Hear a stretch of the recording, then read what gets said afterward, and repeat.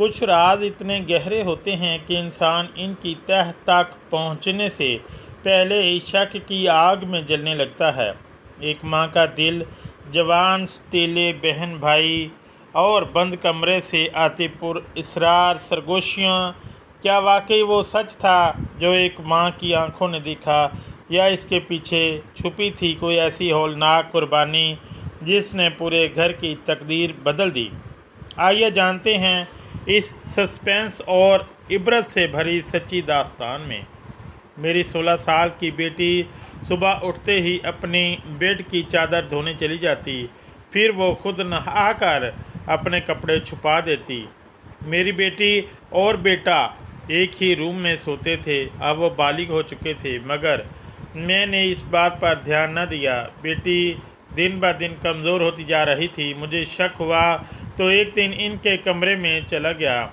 वो इससे बात कर रही थी जैसे मियाँ बीवी हो। अचानक दरवाज़ा खोला तो मेरी आंखें फटी की फटी रह गईं। मेरा नाम फ़रहीन है। ये कहानी मेरी बेटी की ज़िंदगी पर है।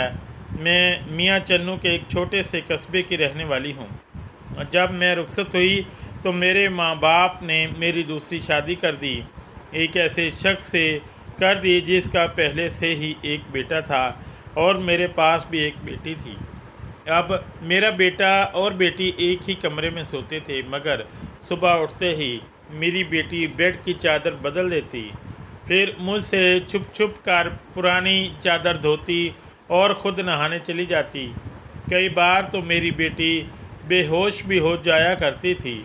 वह दिन ब दिन बहुत कमज़ोर होती जा रही थी। एक दिन सुबह उठकर मैं जल्दी से बेटी के कमरे में चली गई, मगर आगे का माहौल देखकर मैं शर्म से पानी पानी हो गई। दिल से एक यही बात निकली कि अल्लाह ऐसा मंज़र कभी किसी माँ को ना दिखाए, क्योंकि वहाँ मेरी बेटी और बेटा, मेरे माँ बाप ने मेरी शादी 16 साल की उम्र में ही कर दी थी। मैं अपने माँ बाप की इकलौती बेटी थी, मगर मुझे ऐसा लगता था मैं इन पर एक बहुत बड़ा बोझ हूँ, मानो जैसे मैं इनकी बेटी ही नहीं थी। मेरे पैदा होने के बाद ही मेरी माँ कोई खुशी नहीं देख पाई थी और मेरे वालिद, इनको तो बेटे की बहुत चाहत थी, इसीलिए वो मुझे नापसंद करते थे और हमेशा ही मुझसे अलग रहते थे। मुझे दिल से प्यार नहीं करते, वो मुझे अपना मानते भी नहीं थे और मुझ पर बहुत गुस्सा करते थे। कुछ ख़ानदानी सख्तियों की वजह से मेरे अब्बू दूसरी शादी भी नहीं कर सके। बस इसी वजह से वो मुझसे बहुत नफ़रत करते थे। हर वक्त मुझसे सख्ती से ही बात करते थे और इसी वजह से उन्होंने मेरी शादी भी जल्दी ही करवा दी थी। मेरा शौहर सरकारी स्कूल में एक चौकीदार था। हमारी 1-2 साल की बेटी भी थी, मगर एक दिन स्कूल से आते हुए रास्ते में इनका एक्सीडेंट हो गया और मौका पर ही इनका मौत वाक़या हो गई। वो भी मेरा साथ छोड़ गए। वो दिन मेरे लिए किसी क़यामत से कम नहीं था। मुझ पर तो परेशानियों के पहाड़ ही टूट पड़े थे। कुछ दिन गुजरने के बाद मेरे सास ससुर ने भी मुझे मेरे माँ बाप के घर भेज दिया। शायद इन पर भी मैं बोझ ही थी। वो भी मुझे अच्छा नहीं समझते थे। इनके ख्याल से मैं मनहूस औरत थी। मैंने जैसे ही इनके बेटे को मार दिया हो, फिर मैं चुपचाप अपने माँ बाप के साथ इनके घर आ गई। मेरे माँ बाप मुझे बोझ ही समझते थे। मैं अपनी बेटी को सीने से लगाकर अकेले अकेले बहुत रोती थी। फिर कुछ दिन बाद मेरे माँ बाप ने मेरी दूसरी शादी कर दी एक ऐसे शख्स से जिसका पहले से ही एक बेटा था और मेरे पास भी एक बेटी थी।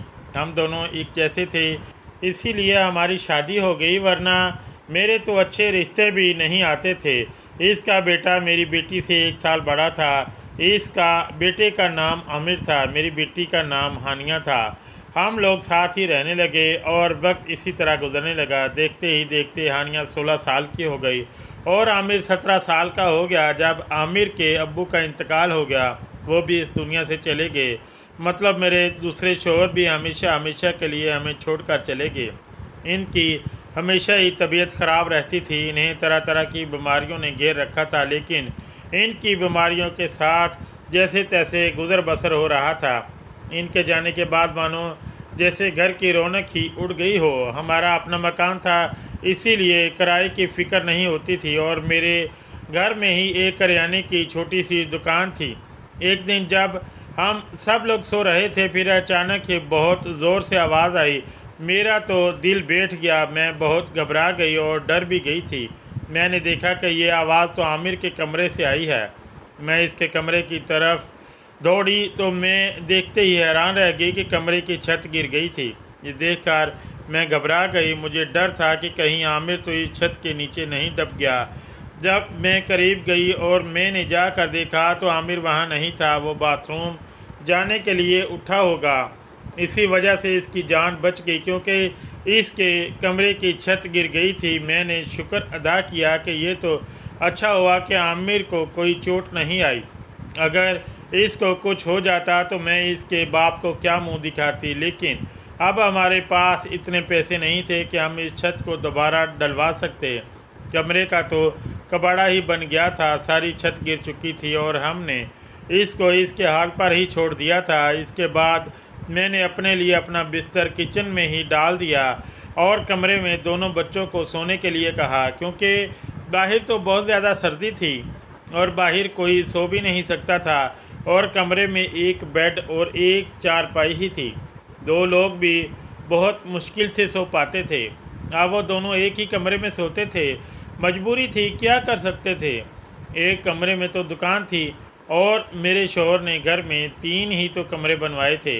यूँ तो हम 3 लोगों के हिसाब से कमरे ठीक थे, लेकिन एक कमरा दुकान के लिए भी तो ज़रूरी था। अब मजबूरी थी, क्या कर सकते थे, गुजारा तो करना ही था। एक दिन मेरा बेटा बेटी के कमरे में सोया तो सुबह सुबह कुछ ऐसा हुआ कि मैं चौंक कर रह गई। आमिर तो सुबह सवेरे उठकर नाश्ता करने भी बैठ गए थे, जबकि हानिया अभी तक सो रही थी। वो तो इतनी देर तक नहीं सोती थी, लेकिन आज वो इतनी देर तक क्यों सो रही थी। इसकी आदत थी कि वो सुबह सुबह जल्दी उठ जाया करती थी। मैंने इसको आवाज़ भी दी तो वो उठ नहीं पा रही थी। थोड़ी देर के बाद मैंने इसके कमरे में जाकर इसको देखा तो वो पता चला कि वो बेहोश हो चुकी थी। मैं बुरी तरह से घबरा गई थी कि इसको क्या हो गया है।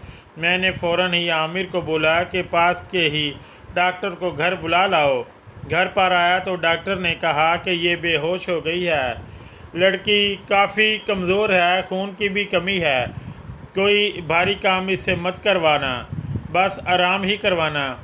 फल अच्छा खाना वगैरह खिलाएं, ठीक हो जाएगी। जब हानिया को होश आया तो मैं इसके पास गई और मैंने इससे पूछा कि तुम्हें क्या हो गया था। तो वो कहने लगी कि बस ऐसे ही बैठे बैठे मुझे चक्कर आने लगे और मैं बेहोश हो गई। मैंने अपनी बेटी को कहा कि तुम आराम करो, मैं तुम्हारे लिए नाश्ता बना कर लाती हूँ। जब मैं नाश्ता लेकर आई और मैंने देखा वो अपने कमरे में नहीं थी और कमरे के बिस्तर पर चादर भी नहीं थी। मैंने बाहर जाकर इसको देखा तो वो इसी चादर को बैठकर धो रही थी। मैंने इससे पूछा, तुम ये चादर क्यों धो रही हो? तुम्हारी तो तबीयत ठीक नहीं है, डॉक्टर ने तुम्हें आराम करने के लिए कहा है। मैं इस पर बहुत चलाई और कहा कि यहाँ से उठो, अपने कमरे में जाओ और आराम करो, कुछ खाओ पियो तभी तो ठीक हो जाओगी। इसने कहा, नहीं नहीं, मुझे ये चादर ज़रूर धोनी है, बिस्तर पर बिछाने के लिए हमारे घर में एक ही तो चादर है। मैंने कहा कि अचानक से ये चादर धोने का भूत तुम्हारे सर पर क्यों सवार हो गया है? इतनी तो चादर गंदी नहीं थी जो तुम इसको धोने के लिए बैठ गई। छोड़ दो इसे, मैं खुद इस चादर को धो दूँगी, उठो यहाँ से। इसने मेरी बात नहीं मानी और चादर को छत पर सुखाने के लिए चली गई। इसके बाद ही इसने नाश्ता किया, फिर थोड़ी देर के लिए वो सो गई और आमिर भी काम पर जा चुका था। इसको सिर्फ मैंने हाई स्कूल तक ही पढ़ाई करवाई थी और वो एक कपड़े के दुकान पर काम करता था। वो बहुत ही मेहनती था। घर वाली दुकान तो मैं खुद ही चला लिया करती थी। वैसे भी इस दुकान में ज़्यादातर बच्चे ही आते थे। दिन इसी तरह गुजर गया। इस दिन आमिर ने मुझसे कहा, आज मैं खाना खा कर आया हूँ। वो देर से आया था और हानिया पहले ही कमरे में सो चुकी थी। वो भी जाकर कमरे में सो गया। मैंने भी किचन में अपनी चारपाई डाल रखी थी। जगह बदलने की वजह से मुझे नींद नहीं आ रही थी। मैं अपने शौहर को याद ही कर रही थी। दूसरा शौहर मेरा बहुत अच्छा था, मेरा बहुत ख्याल रखता था। इसने कभी भी मुझे पहली शादी का ताना नहीं दिया था। और मेरी बेटी को वो हमेशा अपनी ही बेटी समझता था।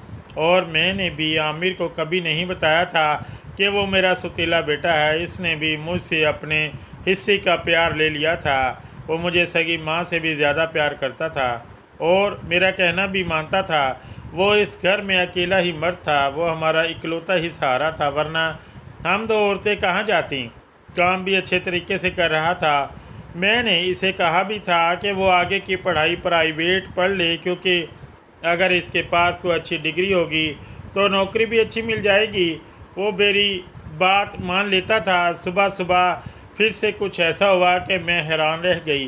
हानिया फिर से बेहोश हो चुकी थी और इस बार तो इसकी शक्ल देखकर जैसे इसके जिस्म का सारा खून ही खींच लिया गया हो। वो बिल्कुल पीली पड़ गई थी। फिर मैंने डॉक्टर को बुलवाया। डॉक्टर ने वही बात कही कि मैंने आराम करने को कहा था। इसको खाने में क्या खिलाया था? मैंने इनकी सारी बातें बताईं। मैंने कहा कि वही दाल सब्ज़ी खिलाई थी और फल भी खिलाए थे। पूरा दिन कोई काम भी नहीं करवाया था। डॉक्टर ने कहा कि दोबारा से कैसे इतनी कमज़ोरी हो गई। आप इस बात को नहीं समझे तो आपकी बेटी की जान को ख़तरा हो सकता है, क्योंकि इस तरह अचानक से बेहोश हो जाना और कई घंटों तक बेहोश रहना कोई मामूली बात नहीं। डॉक्टर ने सख्ती से सारी बात बताई और कुछ देर बाद वो चले गई। फिर जब हानिया होश आया तो मैंने इनसे कहा कि तुमने फिर से अब कोई काम किया तो मुझसे बुरा कोई नहीं होगा। लेकिन थोड़ी देर बाद जब मैं इसके कमरे में दोबारा गई तो मैं ये देखकर हैरान हो गई कि वो क्या कर रही है।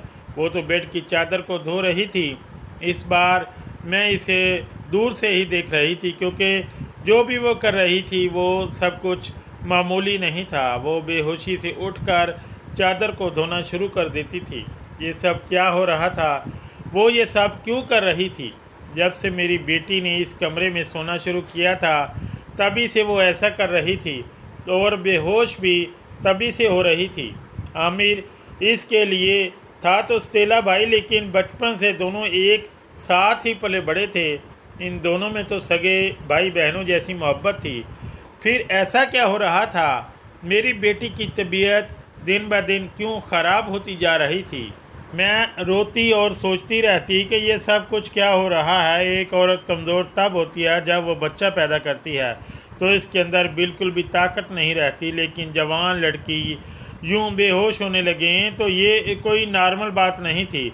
दूसरे ही दिन इसने चादर धोकर छत पर सुखाई।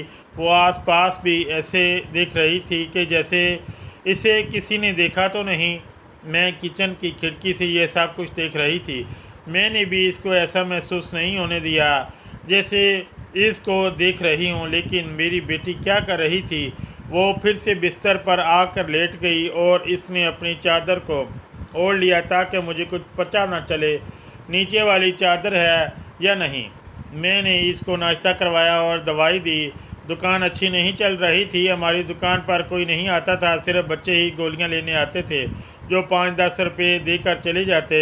इसी तरह से तो काम नहीं चलने वाला था। मैं बहुत परेशान थी, लेकिन यह बात मैंने अपने बच्चों को कभी नहीं बताई। आमिर को भी कुछ नहीं बताया, क्योंकि वो पहले से ही नौकरी कर रहा था।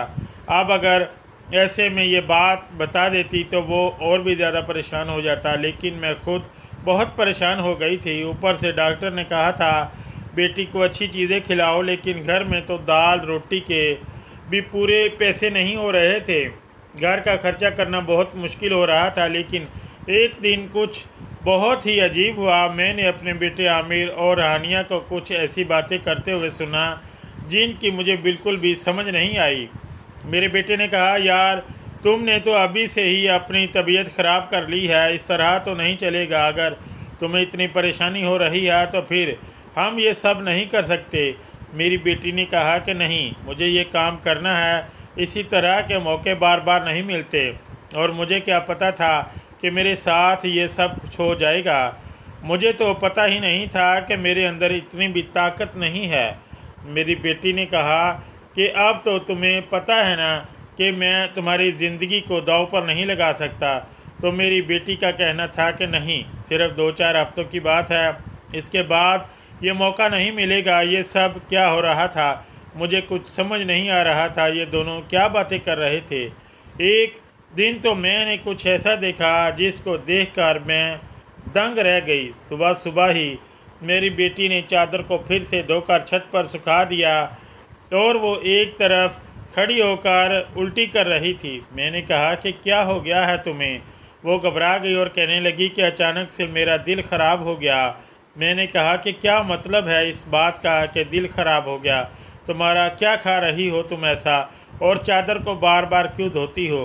क्या छुपा रही हो मुझसे? अगर मुझे पता चला कि तुमने कोई ऐसी वैसी हरकत की है जिससे मेरी और तुम्हारे बाप की इज्जत दांव पर लग गई तो मैं तुम्हें कभी माफ़ नहीं करूँगी। मेरी बेटी हैरान हो गई। इसने कहा, माँ, आप किस तरह की बातें कर रही हैं? ऐसा कुछ नहीं है जैसा आप सोच रही हैं। लगता है आपने कोई फिल्म देखी है या किसी ने आपके कान मेरे ख़िलाफ़ भर दिए हैं जो आप इस तरह की बातें कर रही हैं। ऐसा कुछ नहीं है। मैं ऐसा क्यों करूँगी? और मैंने इस चादर को धो दिया है तो क्या हो गया? चादर गंदी हो गई थी, बस इसीलिए धो दिया है। आपको तो पता है कि कई दिन से मेरी तबीयत ख़राब है, तो दवाई खाने की वजह से मेरे पेट में भी खराबी हो रही है। अगर मुझे उल्टी आ गई तो इसका और कोई मतलब नहीं है। मेरी बेटी मुझसे इस तरह बात कर रही थी। मैंने इसके मुंह पर थप्पड़ दे मारा और वो ज़मीन पर गिर गई। तभी अचानक आमिर भी आ गया। इसने कहा कि माँ, आप ये क्या कर रही हैं? आपने इस पर हाथ क्यों उठाया? तो मैंने इससे कहा, हाँ, मैंने इसको मारा है, इस पर हाथ उठाया है। ऐसा तो मुझे बहुत पहले करना चाहिए था, लेकिन अभी मैं पूरी तरह से बात की तह तक नहीं पहुंची हूं। जिस दिन मुझे पता चल गया तुम दोनों के बारे में, इस दिन देखना, तब मुझे खुद पता नहीं था कि मुझे क्या हो गया था। मेरे दिल में जो बात आ रही थी मैं वही बोलती जा रही थी, जो कि मुझे इस तरह नहीं करना चाहिए था। रात को अचानक मेरी आँख खुली और मैंने देखा कि मेरे बच्चों के कमरे की लाइट चल रही थी। इस वक्त वो क्या कर रहे थे? इनको तो इस वक्त सो जाना चाहिए था, और मुझे तो शाम को कह रहे थे कि अम्मी, आज हम जल्दी सो जाएंगे। मैं जब कमरे के करीब गई तो वो ना सिर्फ जाग रहे थे बल्कि बातें भी कर रहे थे। किसी बात पर बहुत ज़्यादा खुश हो रहे थे। मेरा बेटा कह रहा था कि तुम बहुत खुशकिस्मत हो। तुम बेटी कहने लगी कि हाँ, खुशकिस्मत तो मैं हूँ, लेकिन अभी कल फिर से जब तबीयत ख़राब हो गई तो माँ मुझे देखकर बहुत परेशान हो जाएंगी।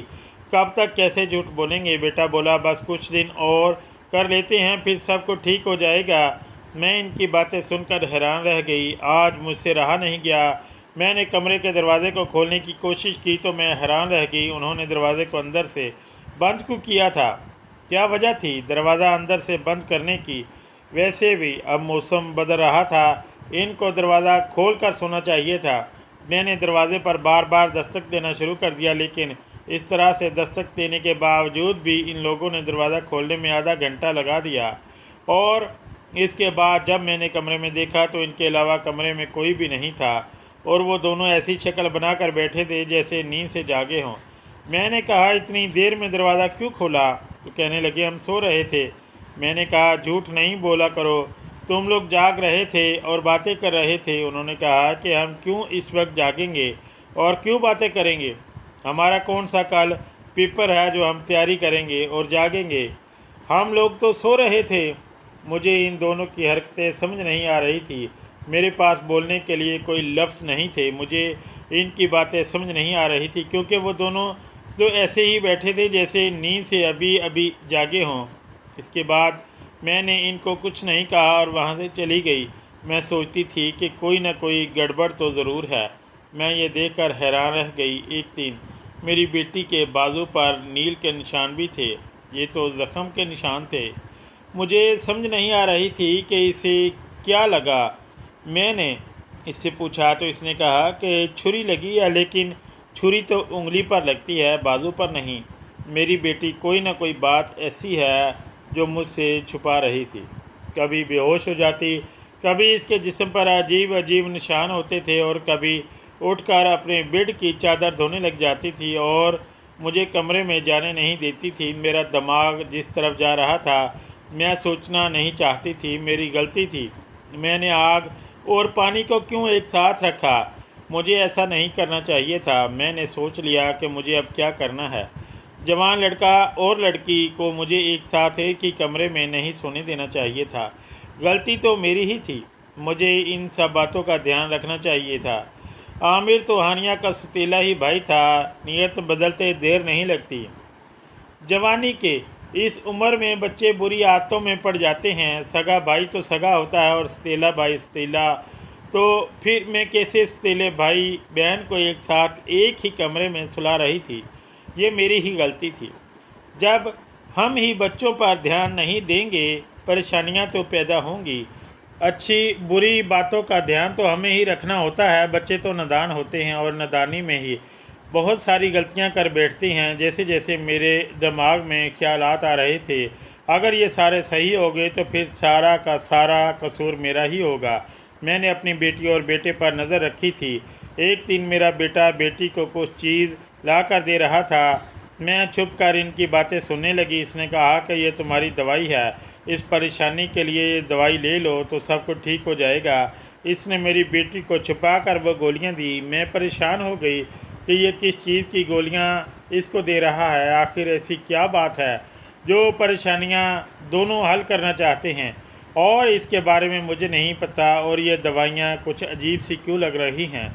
मेरी बेटी ने भी वो दवाइयाँ फ़ौरन से पकड़ लीं और इनको अपने दुपट्टे के पल्लू में छुपा लिया। बेटे ने कहा कि रात को सोने से पहले खा लेना, तो फिर अगले दिन तुम बेहोश बिल्कुल भी नहीं होगी। और 2-3 दिन तक तो मेरी बेटी वाकई बेहोश नहीं हुई थी, लेकिन इसके बाद शायद इसकी गोलियां ख़त्म हो गईं और एक दिन फिर से मेरी बेटी बेहोश हो गई। मेरा बेटा भी घर पर नहीं था, इसीलिए मैंने आज फ़ायदा उठाने के बारे में सोचा। मैंने वो चादर बहुत ही होशियारी से बेटी के नीचे से खींच ली और इसको तरीके से तह करके अपने कमरे में ले आई। मुझे खोल कर देखना था कि इस पर ऐसा क्या लगा होता है जिसकी वजह से मेरी बेटी सुबह उठते ही इसे धोना शुरू कर देती है और यहाँ तक कि अपनी बीमारी का भी ख्याल नहीं करती। जब मैंने चादर को खोल कर देखा तो पहले तो कुछ नज़र नहीं आया, लेकिन जब मैंने ध्यान से देखा तो ये देखकर मैं हैरान रह गई कि इस चादर पर सफ़ेद सफ़ेद बाल थे और पूरी चादर बालों से भरी हुई थी। मुझे समझ नहीं आ रहा था कि किस चीज़ के बाल हैं, क्योंकि ये बिल्कुल सफ़ेद और छोटे छोटे बाल थे। मैं हैरान हो गई, लेकिन मुझे ये बात समझ नहीं आई। मैं सोचती रही कि ये सब कुछ क्या हो रहा है। मैं बेटी और बेटे की हरकतों पर नज़र रख रही थी, लेकिन मैं किसी नतीजे पर नहीं पहुंची थी। तब तक मेरी बेटी को ये पता चल ही गया था कि चादर मैंने देख लिया है, तो वो मेरे पास आकर बैठ गई और कुछ अजीब सी घबराई हुई नज़र आने लगी। इसके बाद मैंने इससे पूछ लिया कि क्या बात है, क्यों परेशान लग रही हो? तो इसने कहा कि माँ वो चादर कहाँ है? तो मैंने इससे कहा कि वो तो मैंने धो कर डाल दी है। ये कहकर वो मेरे पास से जाने लगी तो मैंने इसका हाथ रोक लिया और मैंने कहा कि मैं सब कुछ देख चुकी हूँ। इस चादर पर जो भी लगा हुआ था, मुझे बता दो ये सब कुछ क्या है। तुम मुझसे इतने दिनों से क्या छुपा रही हो? मैं बहुत परेशान हो गई हूँ। मेरे दिमाग में बहुत बुरे बुरे ख्याल आ रहे हैं। वो मेरे पास बैठ गई और फिर मेरी बेटी ने मुझे ऐसी बात बताई कि मेरे कदमों तले से ज़मीन निकल गई। मेरी बेटी ने मुझे बताया कि माँ, जैसा आप समझ रही हैं वैसा बिल्कुल भी नहीं है। हमने देख लिया था कि इस घर के हालात अच्छे नहीं चल रहे, घर की दुकान भी नहीं चल रही और भैया भी कुछ ख़ास पैसे नहीं कमा रहे, लेकिन हमें ऐसा कोई काम नहीं मिल रहा था जो हम लोग कर पाते। फिर भैया के एक दोस्त ने इसको एक काम दिया। दरअसल इसने कुछ बहुत ही नफीस किस्म की बिल्ली के बच्चे रखे हुए थे, जो कि 3 से 4 की तादाद में थे, लेकिन इनको संभालना इसके बस से बाहर था। इसलिए इसने हमें इन बच्चों को संभालने का काम दिया और इस काम के बहुत सारे पैसे दिए।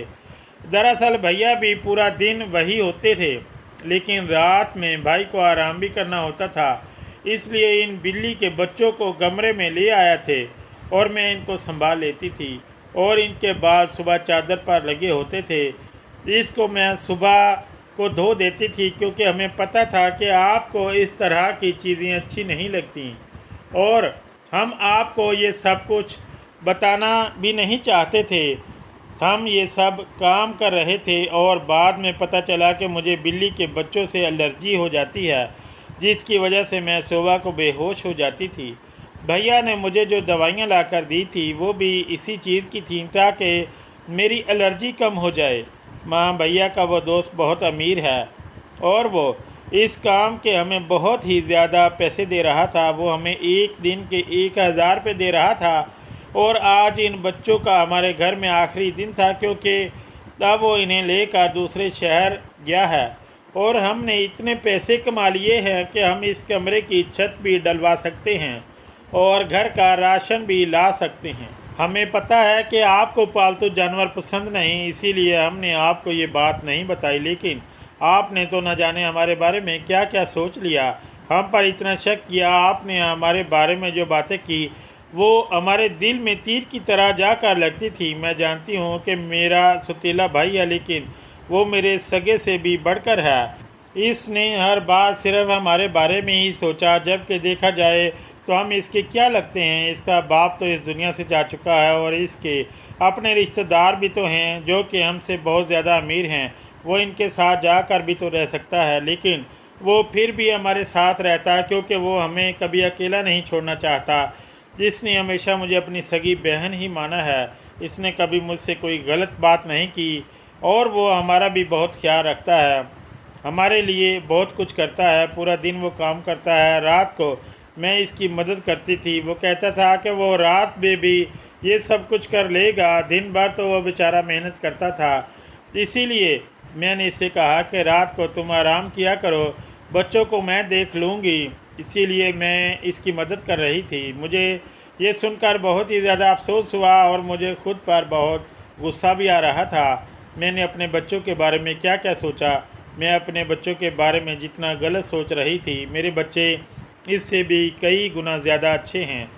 इतनी गलत बातें मैंने इनके बारे में सोची जितनी मुझे सोचनी भी नहीं चाहिए थी। हमने ये बात आमिर को नहीं बताई। हानिया ने भी इसको कुछ नहीं बताया कि मुझे सारी बात का पता चल गया है, क्योंकि तब ये काम वैसे भी ख़त्म हो गया था और मैं इसकी नज़रों में और ज़्यादा गिरना नहीं चाहती थी। कुछ दिन बाद आमिर ने इस कमरे की छत डलवा दी और अब हमारे घर का कमरा भी ठीक हो गया था। धीरे धीरे हमने बहुत मेहनत की। मेरी बेटी ने भी घर में बच्चों को ट्यूशन पढ़ाना शुरू कर दिया। हमारे हालात पहले से बेहतर होने लगे। धीरे धीरे इतने बेहतर हो गए कि हमारे घर में कोई तंगी नहीं रही। मेरे साथ ज़िंदगी ने बहुत बुरा किया, लेकिन अच्छा ये किया कि मुझे बहुत ज़्यादा नेक और अच्छे बच्चे दिए, चाहे वो मेरे अपने थे या पराए। शुक्र है मेरे दोनों बच्चे बहुत ही मेहनती हैं। इस बात को समझते हैं कि अभी इनकी मेहनत के दिन हैं। हाथ पर हाथ रख कर नहीं बैठ सकते, क्योंकि इनके सर पर बाप का साया नहीं था और मैं भी कुछ खास कर नहीं सकती थी। इस बात को इनके एहसास था और ये एक बहुत बड़ी बात है। शुक्र है कि आप सब कुछ ठीक हो गया है। खुदा का लाख लाख शुक्र हुआ। जैसा मैं सोच रही थी वैसा कुछ नहीं हुआ, लेकिन ऐसा हो भी सकता था। आखिर में इतना कहना चाहूँगी कि जो अल्लाह चाहता है वही होता है। मेरे बच्चे बहुत ज़्यादा समझदार हैं और इनके दिल में कोई ऐसी बात नहीं है, लेकिन फिर भी मैं ऐसी माओं को नसीहत करूंगी, बच्चों के साथ इस मामले में थोड़ी एहतियात ज़रूर करें और वो गलती ना करें जो मैंने अपने बच्चों के साथ की है। मुझे दोनों को एक कमरे में नहीं रखना चाहिए था, क्योंकि जो ना हुआ वो हो भी सकता था और अगर वो हो जाता तो सब कुछ हो जाता। मेरे बच्चे तो समझदार थे शायद मेरे साथ, इसीलिए ऐसा नहीं हुआ। अपने बच्चों का ध्यान रखें, इनकी ज़िंदगी पर भी ध्यान रखें, वो कब क्या कर रहे हैं इस बारे में पूरी जानकारी रखें और बच्चों से प्यार करने के साथ साथ थोड़ी सख्ती भी रखें और वो क्या गलती कर रहे हैं क्या नहीं, इन सब बातों के बारे में इनसे जानकारी लेते रहें और इस बात का ध्यान रखें जब बच्चे जवान हो जाएं तो इनका बिस्तर अलग अलग कर देना। आपसे भी यही कहूँगी कि अपने बच्चों का ध्यान रखें। अगर आपको हमारी ये कहानी अच्छी लगी है तो हमारी वीडियो को लाइक करें और ऐसे ही मज़ीद कहानियाँ सुनने के लिए हमारे चैनल को सब्सक्राइब करें। तब तक के लिए इजाज़त दें। अल्लाह हाफ़िज़। शुक्रिया।